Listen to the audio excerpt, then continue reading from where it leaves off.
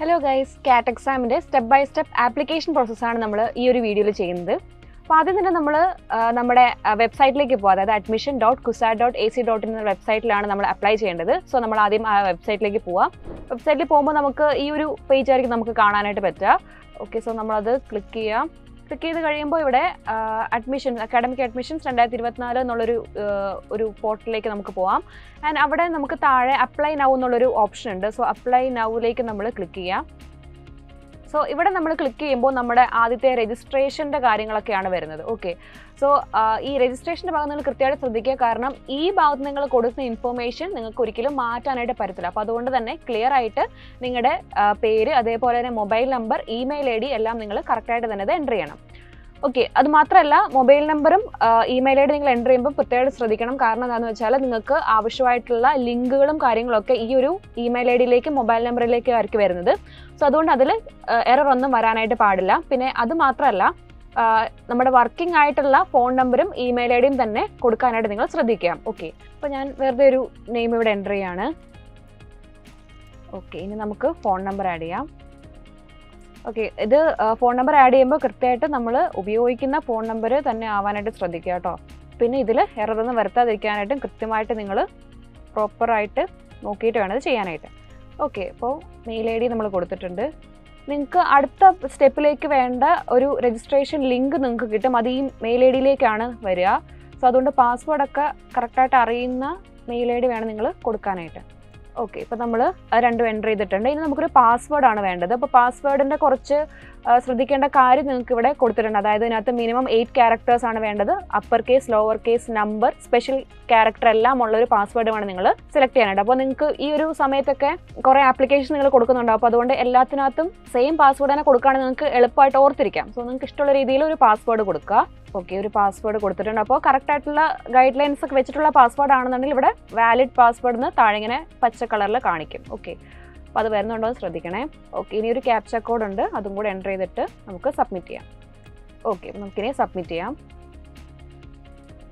Okay, ഇനി നമ്മൾ നമ്മുടെ മെയിൽ IDയിലേക്ക് പോവുകയാണെങ്കിൽ നമുക്കൊരു മെയിൽ ഇവിടെ വന്നിട്ടുണ്ടാവും. സോ CUSAT CAT രജിസ്ട്രേഷൻ ഒരു മെയിൽ ID വന്നിട്ടുണ്ട്. ഓക്കെ, അപ്പോൾ ഇവിടെയുള്ള ലിങ്കിലാണ് നമ്മളിനി ക്ലിക്ക് ചെയ്യേണ്ടത്. ഓക്കെ, അപ്പോൾ നമ്മൾ ആ ലിങ്കിൽ ക്ലിക്ക് ചെയ്ത് കഴിയുമ്പോൾ നമ്മുടെ രജിസ്ട്രേഷൻ അവിടെ കംപ്ലീറ്റ് ആവും. ഓക്കെ, നമ്മുടെ ലിങ്ക് ക്ലിക്ക് ചെയ്യുമ്പോഴത്തേന് ഇവിടെ നമുക്ക് കാണാം നമ്മുടെ രജിസ്ട്രേഷൻ പ്രോസസ്സ് അവിടെ ആക്ടിവേറ്റഡ് ആയിട്ടുണ്ട്. ഇനി നമുക്ക് ബാക്കിയുള്ള ലോഗിൻ ചെയ്തിട്ട് വേണം ബാക്കിയുള്ള കാര്യങ്ങളൊക്കെ ഡീറ്റെയിൽസ് ഒക്കെ എൻ്റർ ചെയ്ത് കൊടുക്കാനായിട്ട്. സോ നമുക്കിനി ലോഗിൻ ചെയ്യാം. അപ്പോൾ നമ്മൾ നേരത്തെ രജിസ്ട്രേഷന് വേണ്ടിയിട്ട് ഉപയോഗിച്ച നമ്മുടെ മെയിൽ IDയും അതേപോലെ തന്നെ നമ്മൾ അവിടെ കൊടുത്തിട്ടുള്ള പാസ്വേഡും വെച്ചിട്ടാണ് നമ്മളിവിടെ എൻ്റർ ചെയ്യേണ്ടത്. പിന്നെ നമ്മൾ ഇപ്പോൾ സെറ്റ് ചെയ്തിട്ടുള്ള പാസ്വേഡാണ് ഇവിടെ യൂസ് ചെയ്യേണ്ടത്. ഓക്കെ, ഇനി നമുക്ക് അവിടെ ഒരു ക്യാപ്ച കോഡും കൂടി എൻ്റർ ചെയ്ത് കൊടുക്കാം. ഇനി നമ്മൾ ലോഗിൻ പ്രസ് ചെയ്ത് കഴിയുമ്പോൾ നമുക്ക് ഇവിടെ കുറച്ച് ജനറൽ ഇൻസ്ട്രക്ഷൻസ് ഉണ്ട്. അപ്പോൾ ഇവിടെ ശ്രദ്ധിക്കേണ്ട കാര്യം എന്താണെന്ന് വെച്ചാൽ ഇവിടെ ബാക്കും റീലോഡ് ബട്ടൺസ് നമ്മൾ അധികം യൂസ് ചെയ്യാൻ പാടില്ല എന്നിവിടെ കൊടുത്തിട്ടുണ്ട്. അപ്പോൾ അതുകൊണ്ട് സ്റ്റേബിൾ ആയിട്ടുള്ള ഒരു ഇൻ്റർനെറ്റ് കണക്ഷൻ നിങ്ങൾ ഉണ്ടെന്ന് നിങ്ങൾ ശ്രദ്ധിക്കുക. അപ്പം ഈ ഒരു ഫുൾ പ്രോസസ്സിൽ ആ ഒരു സ്റ്റേബിൾ ഇൻ്റർനെറ്റ് കണക്ഷൻ ഉണ്ടെന്ന് ഉറപ്പാക്കിയിട്ട് വേണം നിങ്ങൾ ചെയ്യാനായിട്ട്. കാരണം ബാക്കും റീലോഡൊക്കെ അടിക്കുകയാണെന്നുണ്ടെങ്കിൽ നിങ്ങൾ ഓൾറെഡി ചെയ്ത് വെച്ചിട്ടുള്ള നിങ്ങളുടെ കുറേ ഇൻഫർമേഷൻ ഒക്കെ ചിലപ്പോൾ മിസ്സാവാനായിട്ടുള്ള ചാൻസ് ഉണ്ട്. ഓക്കെ, അപ്പോൾ അതുകൊണ്ട് ആ കാര്യങ്ങൾ കൃത്യമായിട്ട് ശ്രദ്ധിക്കുക. എന്നിട്ട് നമ്മുടെ സ്റ്റാർട്ട് രജിസ്ട്രേഷനിലേക്ക് നമ്മൾ പോവാം. ഓക്കെ, അപ്പോൾ CAT രജിസ്ട്രേഷനിലേക്ക് നമ്മൾ പോകുമ്പോൾ അത് നമുക്ക് കുറച്ച് ഇൻസ്ട്രക്ഷൻസ് ആണുള്ളത്. പിന്നെ രണ്ടാമതായിട്ട് പേഴ്സണൽ ഡീറ്റെയിൽസ്, പിന്നെ photo and signature, programme selection, പിന്നെ ഒരു ഷോർട്ട് പ്രിവ്യൂ. നമ്മൾ നേരത്തെ കൊടുത്തിട്ടുള്ള ഡീറ്റെയിൽസ് എല്ലാം വെച്ചിട്ടുള്ളൊരു ഷോർട്ട് പ്രിവ്യൂ നമുക്ക് കാണാനായിട്ട് പറ്റും. അതൊക്കെ കറക്റ്റ് ആണെങ്കിൽ മാത്രമാണ് നമ്മൾ പേയ്മെൻറ്റിലേക്ക് പോവുക. ആൻഡ് ലാസ്റ്റ് നമുക്ക് സെൻറ്റർ സെലക്ഷൻ, നമ്മൾ എവിടെയാണ് സെൻറ്റർ സെലക്ട് ചെയ്യുക എന്നുള്ളതാണ് അവിടെ നോക്കുന്നത്. പിന്നെ അടുത്തത് ഫിനിഷ്. അപ്പോൾ ഇത്രയാണ് നമുക്ക് ചെയ്യാനായിട്ടുള്ളത്. അപ്പോൾ ഇവിടെ നോക്കുകയാണെന്നുണ്ടെങ്കിൽ നമ്മുടെ CAT എക്സാമിന് നമുക്ക് അറിയാം, CAT എക്സാം എന്ന് പറയുമ്പോൾ CUSATലേക്കുള്ള എല്ലാ കോഴ്സുകളുടെയും കൂടെ ഒരു എക്സാമാണ്. അപ്പോൾ അതായത് നമ്മുടെ UG പ്രോഗ്രാംസ് ഉണ്ടാവും, അതേപോലെ MBA, MTech പോലുള്ള PG പ്രോഗ്രാംസും എല്ലാം അവിടെ ഉണ്ടാവും. അപ്പോൾ അതിൻ്റെ എല്ലാത്തിൻ്റെയും ഒരു എന്താ പറയുക, അതിൻ്റെ ഇൻസ്ട്രക്ഷൻസ് എല്ലാം നമുക്കിവിടെ കൊടുത്തിട്ടുണ്ട്.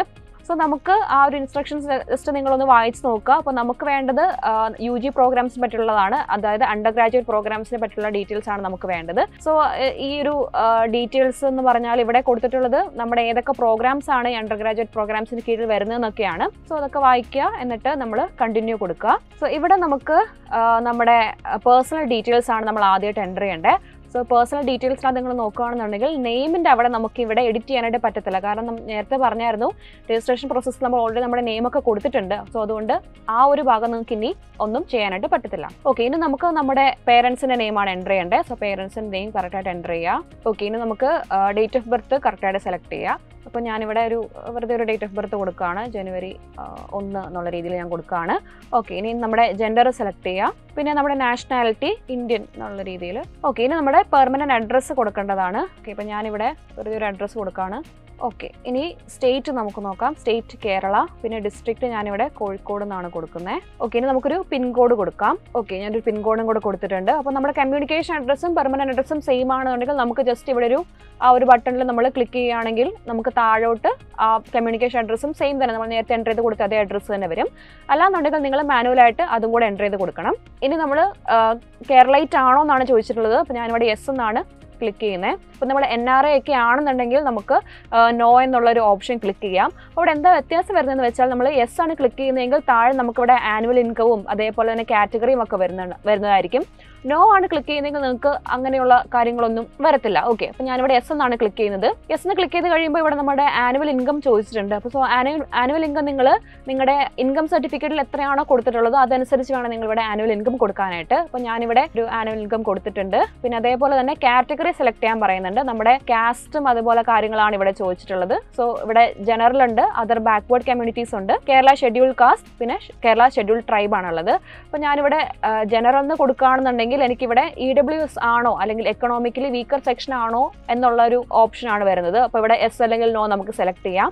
ഇനി നമ്മൾ അതർ ബാക്ക്വേർഡ് കമ്മ്യൂണിറ്റി ആണെന്നുണ്ടെങ്കിൽ അവിടെ നിങ്ങൾ നോക്കുകയാണെന്നുണ്ടെങ്കിൽ അവിടെ ഏത് കമ്മ്യൂണിറ്റി ആണെന്നുള്ളത് നമുക്ക് സെലക്ട് ചെയ്യേണ്ടതായിട്ട് വരും. ഓക്കെ, അപ്പോൾ ഏത് കമ്മ്യൂണിറ്റി ആണെന്നുള്ളത് സെലക്ട് ചെയ്ത് കൊടുക്കുക. ഇനി നമ്മൾ അതല്ല നമ്മുടെ കേരള ഷെഡ്യൂൾഡ് കാസ്റ്റ് ആണ് നമ്മൾ കൊടുക്കുന്നതെങ്കിൽ അവിടെ പ്രത്യേകിച്ച് പിന്നീട് ഡയലോഗ് ബോക്സുകളൊന്നും ഇല്ല. അതേപോലെ തന്നെ ഷെഡ്യൂൾ ട്രൈബ് ആണെന്നുണ്ടെങ്കിലും ആ ഒരു സെലക്ഷൻ മാത്രമേ ഉള്ളൂ. അപ്പോൾ ഞാനിവിടെ ജനറൽ ആണ് കൊടുക്കുന്നത്. അപ്പോൾ ജനറൽ EWS ആണോ എന്ന് ചോദിച്ചിട്ടുണ്ട്. EWS ആണെന്നുണ്ടെങ്കിൽ നിങ്ങൾ അതനുസരിച്ച് യെസ് എന്ന് കൊടുക്കുക. അപ്പോൾ ഞാനിവിടെ നോ എന്നാണ് കൊടുക്കുന്നത്. ഓക്കെ, ഇനി അടുത്ത് ചോദിച്ചിട്ടുള്ളത് നിങ്ങൾക്ക് കുസാറ്റുമായിട്ട് എന്തെങ്കിലും ബന്ധമുണ്ടോ എന്നാണ്. അതായത് കുസാറ്റിന്റെ എംപ്ലോയിയോ അല്ലെങ്കിൽ കുസാറ്റ് എംപ്ലോയിയുടെ ചൈൽഡ് ആണോ എന്നാണ് ചോദിച്ചിട്ടുള്ളത്. അപ്പോൾ ഞാനിവിടെ നോ എന്നാണ് കൊടുക്കുന്നത്. ഇനി എസ് എന്നാണ് കൊടുക്കുന്നതെങ്കിൽ നിങ്ങളുടെ താഴത്തെ 2 ഡയലോഗ് ബോക്സുകളും കൂടെ നിങ്ങൾക്ക് എഡിറ്റബിൾ ആയിട്ട് വരും. അതായത് ആ എംപ്ലോയിയുടെ പേര് പിന്നെ അതുപോലെ PF നമ്പർ ഒക്കെ കൊടുക്കാനായിട്ട് വരും. അപ്പോൾ ഞാനിവിടെ നോ എന്നാണ് കൊടുക്കുന്നത്. സോ അവിടെ ഞാൻ എൻ്റർ ചെയ്യേണ്ട കാര്യമില്ല. ഇനി അടുത്തത് NRA കോട്ടയിൽ നിങ്ങൾ അപ്ലൈ ചെയ്യണോ വേണ്ടയോ എന്നുള്ളതാണ്. അപ്പോൾ ഇവിടെ NRA കോട്ടയുണ്ട്. അതേപോലെ തന്നെ കുസാറ്റിന് കീഴിലുള്ള കോളേജസിൽ CGW എന്നുള്ള മറ്റൊരു റിസർവേഷനും കൂടെ ഉണ്ട്. അതായത് child of an Indian Gulf worker എന്നുള്ള റിസർവേഷൻ ആണ്. ഓക്കെ, അപ്പോൾ ഈ 2 റിസർവേഷൻ നിങ്ങൾ സെലക്ട് ചെയ്യുന്നുണ്ട്, യെസ് ആണ് നിങ്ങൾ ഓപ്റ്റ് ചെയ്യുന്നതെന്നുണ്ടെങ്കിൽ, അതായത് നിങ്ങളുടെ ഏതെങ്കിലും പേരൻസ് ഗൾഫ് കൺട്രീസിലാണ് വർക്ക് ചെയ്യുന്നതെങ്കിൽ നിങ്ങൾക്ക് CGW എന്നുള്ളൊരു റിസർവേഷൻ കൂടെ ലഭിക്കുന്നതായിരിക്കും. സോ അങ്ങനെയാണെങ്കിൽ നിങ്ങൾ യെസ് എന്ന് കൊടുക്കുക.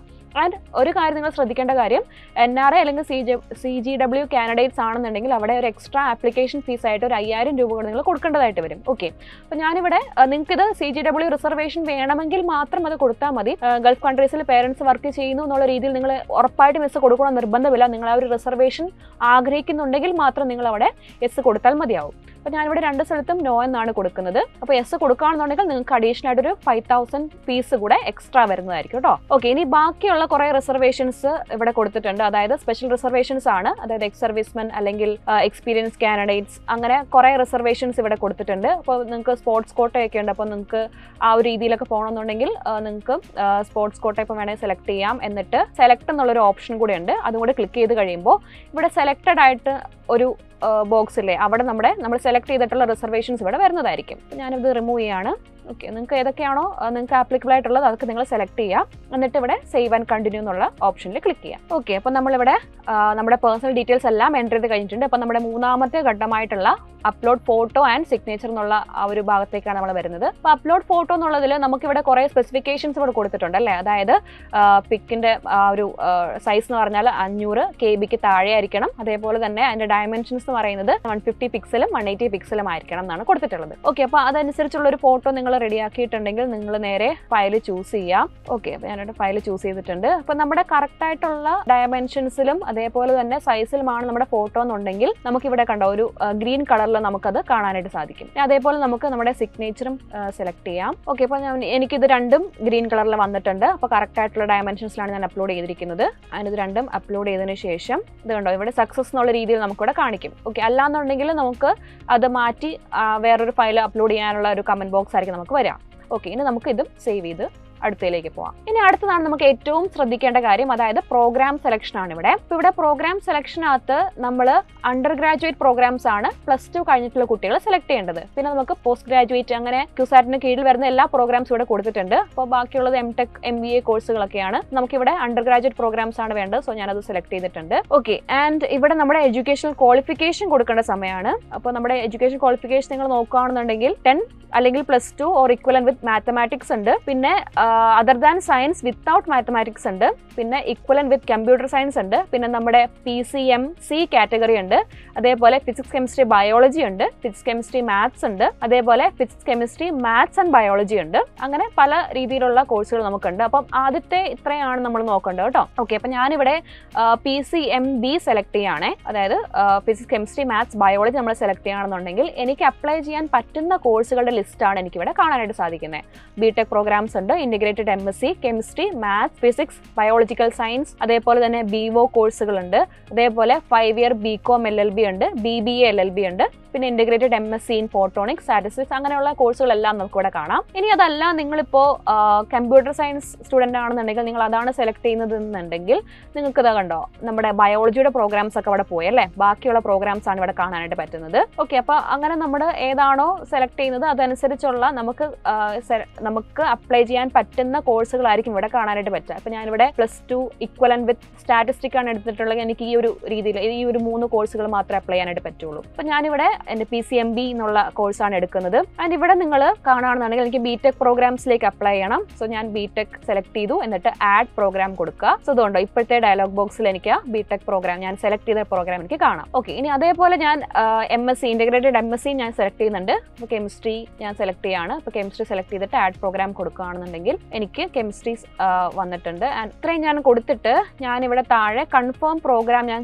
കൊടുക്കുകയാണെന്നുണ്ടെങ്കിൽ ഞാൻ ഏതൊക്കെ ടെസ്റ്റാണ് എഴുതേണ്ടതെന്ന് എനിക്കിവിടെ കാണാനായിട്ട് പറ്റും. അതായത് ഇത്രയും ഞാൻ സെലക്ട് ചെയ്തത് വെച്ചിട്ട് എനിക്ക് ഒരൊറ്റ ടെസ്റ്റ് എഴുതിയാൽ മതി. അതായത് ടെസ്റ്റ് കോഡ് 101 ഞാൻ എഴുതേണ്ട ടെസ്റ്റ്. ഓക്കെ, അപ്പം ഞാൻ ആ ഒരൊറ്റ എക്സാം എഴുതുകയാണെന്നുണ്ടെങ്കിൽ എനിക്ക് ഇത്രയും കോഴ്സുകളിലേക്കുള്ള സെലക്ഷൻ പ്രോസസ്സിലേക്ക് ഞാൻ ഇൻക്ലൂഡഡ് ആയി. ഓക്കെ, അപ്പോൾ ഒരൊറ്റ ടെസ്റ്റ് എഴുതിയാൽ തന്നെ എനിക്ക് BTech പ്രോഗ്രാംസിലേക്കും അതേപോലെ integrated MSc chemistry maths and ഫിസിക്സിലേക്ക് എനിക്ക് പോകാനായിട്ട് പറ്റും. ഇനി അതേപോലെ ഇപ്പോൾ ഞാൻ ബയോളജിയും കൂടെ സെലക്ട് ചെയ്യുകയാണെന്ന് ഉണ്ടെങ്കിൽ കൺഫേം പ്രോഗ്രാം കൊടുത്തു കഴിഞ്ഞാൽ എനിക്ക് ഇവിടെ കണ്ടോ ഞാൻ 2 ടെസ്റ്റ് എഴുതണം അല്ലേ. ടെസ്റ്റ് ഗ്രൂപ്പ് 1 ഉണ്ട്, ടെസ്റ്റ് ഗ്രൂപ്പ് 2 ഉണ്ട്. അപ്പോൾ അതായത് ബയോളജിക്ക് നമുക്ക് സെപ്പറേറ്റ് എക്സാം ആണ് വരുന്നത്. ഓക്കെ, അപ്പം ബയോളജിയും കൂടെ നിങ്ങൾ സെലക്ട് ചെയ്യുന്നുണ്ടെങ്കിൽ നിങ്ങൾ 2 എക്സാംസ് ആയിട്ട് എഴുതേണ്ടത്. ആൻഡ് അതനുസരിച്ചുള്ള നിങ്ങൾ എത്ര പ്രോഗ്രാം സെലക്ട് ചെയ്താലും അതനുസരിച്ചുള്ള ഡേറ്റുകളായിരിക്കും നിങ്ങൾക്ക് വരിക. അപ്പോൾ അതായത് നിങ്ങളിപ്പോൾ എക്സാം ഫീസ് അടയ്ക്കുന്നതും ആ ഒരു എക്സാമിന്റെ എണ്ണം വെച്ചിട്ടായിരിക്കും. ഇപ്പം നിങ്ങൾ 1200 രൂപയാണ് ജനറൽ കാൻഡിഡേറ്റ്സിന് ഫീസ് വരിക. ആൻഡ് ആ ഒരു ഫീസ് നിങ്ങൾ അടയ്ക്കുകയാണെന്നുണ്ടെങ്കിൽ നിങ്ങൾക്ക് മാക്സിമം 2 ടെസ്റ്റ് വരെ എഴുതാം. അപ്പോൾ അതായത് ഞാനിപ്പോൾ BTech programs with integrated MSc chemistry physics maths biology കൊടുത്താലും എനിക്ക് 1200 രൂപ തന്നെ കൊടുത്താൽ മതിയാവും. ഓക്കെ, അപ്പോൾ ഇത്രയും വേണമെങ്കിൽ എനിക്ക് 1200 രൂപ എന്നുള്ള ഫീസിൽ എനിക്ക് ചെയ്യാവുന്നതേ ഉള്ളൂ. ഓക്കെ, ആൻഡ് ഇതൊക്കെ നിങ്ങൾക്ക് ഓക്കെ ആണെന്നുണ്ടെങ്കിൽ നിങ്ങൾ കൺഫേം ടെസ്റ്റ് കൊടുക്കുക. ഇനിയിപ്പോൾ ഏതെങ്കിലും ഒരെണ്ണം നിങ്ങൾക്ക് വേണ്ടാന്നുണ്ടെങ്കിൽ നിങ്ങൾക്ക് അത് സെലക്ട് ചെയ്തിട്ട് നിങ്ങൾക്ക് റിമൂവ് കൊടുക്കുകയാണെന്നുണ്ടെങ്കിൽ ആ ഒരു പ്രോഗ്രാം നിങ്ങൾ മാറിക്കിട്ടും. ഓക്കെ, സോ ഞാൻ ഇത് ആഡ് ചെയ്യുന്നുണ്ട്. ആഡ് ചെയ്ത് കഴിഞ്ഞിട്ട് കൺഫേം പ്രോഗ്രാം കൊടുത്താൽ ടെസ്റ്റുകളുടെ ഡീറ്റെയിൽസ് എനിക്ക് കാണാനായിട്ട് പറ്റും. ഇനി അതേപോലെ തന്നെ ഞാൻ കൺഫേം ടെസ്റ്റ് എന്ന് കൊടുക്കുകയാണെന്നുണ്ടെങ്കിൽ ടെസ്റ്റുകൾ കറക്റ്റായിട്ട് ഞാൻ സെലക്ട് ചെയ്തിട്ടുണ്ട്. ഇനി നിങ്ങൾ നോക്കുകയാണെന്നുണ്ടെങ്കിൽ താഴെ ഒരു ഡയലോഗ് ബോക്സ് ഉണ്ട്. അതായത് I have applied to the program for which I am eligible as per CUSAT prospectus. അതായത് നമുക്ക് ആ ഒരു എലിജിബിലിറ്റി ഉണ്ട് എന്നുള്ളതാണ് നമ്മൾ ക്ലിക്ക് ചെയ്യുന്നത്. സോ ആ ചെക്ക് ബോക്സ് ഞാൻ ക്ലിക്ക് ചെയ്തിട്ടുണ്ട്. ആൻഡ് സേവ് ആൻഡ് കണ്ടിന്യൂ കൊടുത്തു കഴിഞ്ഞാൽ എനിക്ക് അടുത്ത പേജിലേക്ക് പോവാം. ഇനി ഞാൻ നേരത്തെ കൊടുത്തിട്ടുള്ള കാര്യങ്ങളൊക്കെ ജസ്റ്റ് ഒന്ന് പ്രിവ്യൂ ആണ് ഇവിടെ കാണിക്കുന്നത്. അപ്പോൾ എൻ്റെ ഫോട്ടോയും സിഗ്നേച്ചറും ഇവിടെ ഉണ്ട്. പിന്നെ അതേപോലെ ഞാൻ കൊടുത്തിട്ടുള്ള ഡീറ്റെയിൽസ് എല്ലാം ഇവിടെ തന്നെയുണ്ട്. ഓക്കെ, അപ്പം നമ്മൾ നേരത്തെ രജിസ്ട്രേഷന് കൊടുത്തിട്ടുള്ള കാര്യങ്ങളല്ലാതെ ബാക്കിയുള്ള കാര്യങ്ങൾ നിങ്ങൾക്ക് എന്തെങ്കിലും മാറ്റങ്ങൾ വരുത്തണമെന്നുണ്ടെങ്കിൽ നിങ്ങൾക്ക് ഇവിടെ ചെയ്യാവുന്നതാണ്. ഓക്കെ, ഇനി ഇതൊക്കെ കറക്റ്റ് ആണെന്നുണ്ടെങ്കിൽ ഞാനിവിടെ കൺഫേം പ്രൊസീഡ് ടു പേയ്മെന്റ് എന്നുള്ള ആ ഓപ്ഷൻ ക്ലിക്ക് ചെയ്യാം. സോ ഇവിടെ നിങ്ങൾ ക്ലിക്ക് ചെയ്ത് കഴിഞ്ഞാൽ എനിക്ക് എത്ര ഫീസാണ് പേ ചെയ്യേണ്ടതെന്നുള്ള കാര്യം ഇവിടെ കൊടുക്കാം, കാണാനായിട്ട് പറ്റും. അപ്പം ടോട്ടൽ 1200 രൂപയാണ് ഞാൻ അടയ്ക്കേണ്ടത്. ആൻഡ് അതിൽ നമ്മൾ പേ നൗ കൊടുക്കുകയാണെന്നുണ്ടെങ്കിൽ നിങ്ങൾക്ക് പല ഓപ്ഷൻസ് ഉണ്ടാവും, അത് വെച്ച് നിങ്ങൾക്ക് പേ ചെയ്യാം. ഇനിയിപ്പോൾ SC/ST കാൻഡിഡേറ്റ്സ് ആണെന്നുണ്ടെങ്കിൽ നിങ്ങൾക്ക് 600 രൂപ അടച്ചാൽ നിങ്ങൾക്ക് 2 എക്സാംസ് വരെ എഴുതാനായിട്ട് പറ്റുന്നതായിരിക്കും. ഓക്കെ, അപ്പോൾ ഞാനിവിടെ പേ നൗ കൊടുക്കുകയാണെന്നുണ്ടെങ്കിൽ ഞാനിവിടെ പേയ്മെന്റിന്റെ വിൻഡോയിലേക്കാണ് വരുന്നത്. അപ്പോൾ ഇവിടെ ക്രെഡിറ്റ് കാർഡ്, ഡെബിറ്റ് കാർഡ് ഒക്കെ വെച്ചിട്ടാണ് നമുക്ക് പേയ്മെന്റ് ചെയ്യാനായിട്ട് പറ്റുക. അതേപോലെ നെറ്റ് ബാങ്കിങ് ഉണ്ട്, അല്ലെങ്കിൽ UPI പേയ്മെന്റും വഴി നമുക്ക് പേ ചെയ്യാവുന്നതാണ്. ഓക്കെ, അപ്പോൾ നിങ്ങൾ കറക്റ്റായിട്ട് പേ ചെയ്യുക. ആൻഡ് പേയ്മെന്റിന്റെ സമയത്തും ശ്രദ്ധിക്കുക, നിങ്ങൾ റിഫ്രഷ് ബട്ടൺ ഒന്നും ക്ലിക്ക് ചെയ്യാതിരിക്കാൻ. പേയ്മെന്റ് ചെയ്ത് കഴിഞ്ഞാൽ നമ്മുടെ നേരത്തെ വിൻഡോയിലേക്ക് തന്നെ നമ്മൾ തിരിച്ചു വരുന്നതായിരിക്കും. ആൻഡ് അതിനുശേഷം നിങ്ങൾ സെന്ററുകൾ സെലക്ട് ചെയ്യുക. ഓക്കെ, അപ്പം നിങ്ങൾക്ക് അടുത്തടുത്തുള്ള സെന്ററുകൾ, നിങ്ങൾക്ക് ഏതാണോ സൗകര്യപ്രദമായിട്ടുള്ള സെന്റേഴ്സ് അത് നിങ്ങൾ സെലക്ട് ചെയ്യുക. അപ്പോൾ ഇത്രയും കാര്യങ്ങളാണ് നിങ്ങൾ ആപ്ലിക്കേഷൻ പ്രോസസ്സിൽ ശ്രദ്ധിക്കേണ്ടത്. സ്റ്റേബിൾ ആയിട്ടുള്ള ഇന്റർനെറ്റ് കണക്ഷൻ നിങ്ങൾ ഉറപ്പാക്കുക. പിന്നെ ആദ്യത്തെ കുറേ കാര്യങ്ങളൊക്കെ നിങ്ങൾക്ക് തന്നെ ചെയ്യാവുന്നതേ ഉള്ളൂ. ആൻഡ് ഫോട്ടോ സിഗ്നേച്ചർ സെലക്ഷനോ അല്ലെങ്കിൽ അതിൻ്റെ അപ്ലോഡിങ്ങിലൊക്കെ എന്തെങ്കിലും ബുദ്ധിമുട്ടുണ്ടെങ്കിൽ മാത്രം നിങ്ങൾ പുറത്ത് കൊടുത്താൽ മതി. ഇപ്പോൾ പുറത്ത് കൊടുക്കുന്നതിൽ ശ്രദ്ധിക്കേണ്ട കാര്യം, അവർ കറക്റ്റായിട്ടാണ് ഡീറ്റെയിൽസ് എൻ്റർ ചെയ്യുന്നതെന്ന് നിങ്ങൾ ഉറപ്പാക്കണം. നിങ്ങൾ തന്നെ ചെയ്യുകയാണെങ്കിൽ നിങ്ങൾക്ക് ആ ഒരു പ്രശ്നം വരത്തില്ല. അതേപോലെ പേയ്മെൻറ്റ് മാത്രമായിട്ട് വേണമെങ്കിൽ പുറത്ത് ചെയ്യാം. അങ്ങനെയുള്ള കാര്യങ്ങൾ നിങ്ങൾ വേണമെങ്കിൽ പുറത്ത് പോയിട്ട് അല്ലെങ്കിൽ അസിസ്റ്റൻസ് വെച്ച് നിങ്ങൾക്ക് ചെയ്യാവുന്നതേ ഉള്ളൂ. ഓക്കെ, അപ്പം എല്ലാവരും കൃത്യമായിട്ട് തന്നെ ആപ്ലിക്കേഷൻസ് കൊടുക്കാനായിട്ട് ശ്രദ്ധിക്കുക. All the best.